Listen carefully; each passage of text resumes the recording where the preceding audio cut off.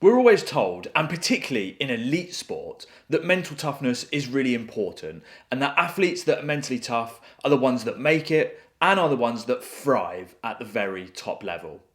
But what actually is mental toughness?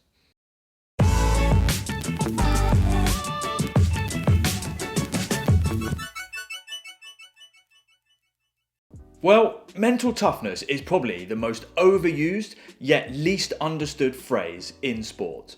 And often people see it as this magical quality that if you have it, you will make it.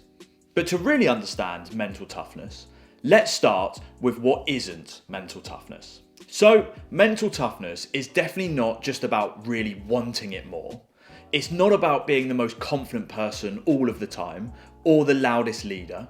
It's definitely not just having a stiff upper lip and not admitting mistakes when we make them.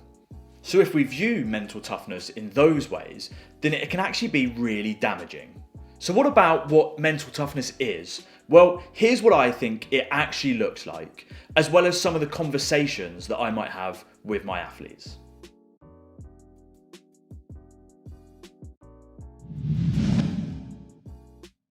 So the first conversation that I'd be having with my athletes is in and around their emotional awareness. And what I mean by that is trying to unpack and explore how they control their emotions, how they talk to themselves. So for example, is it in a positive and helpful way, or is it in a more negative and damaging way? Whenever I work with my athletes, I'm also really interested in the way that they ask for help and how curious they are too.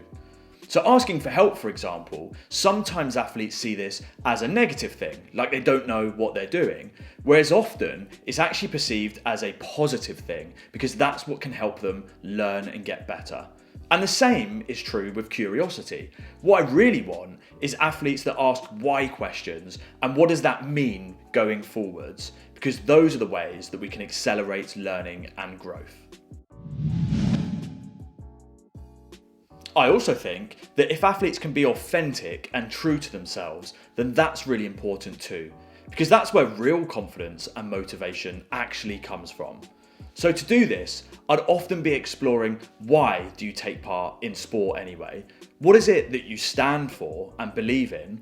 And what does that look like on a day-to-day basis? Because for me, that is how to be mentally tough. The last area that I'm always really interested in is their drive to get better. So this could be if they're open to making mistakes and how they then learn from those mistakes. But it could also be what drives them. Is it an internal thing, like really wanting to master their skill or their sport? Or is it an external thing, like ego or what other people might say about them?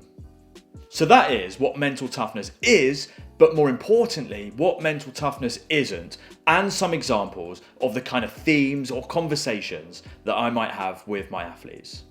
And of course, like always, if you like that video, then make sure you hit the thumbs up and do subscribe for more sports psychologist breakdowns.